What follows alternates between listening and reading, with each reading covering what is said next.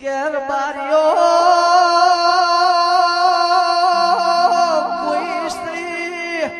3 મહિનાનું બાળક મેલી 700 ગૌ જતી રે કે 2 ગૌ જતી રે એ છોકરું રૂવાય એટલે પેલી બહેના થોનેલે પોનો આવા વલ્લનો કોઈ વૈજ્ઞાનિક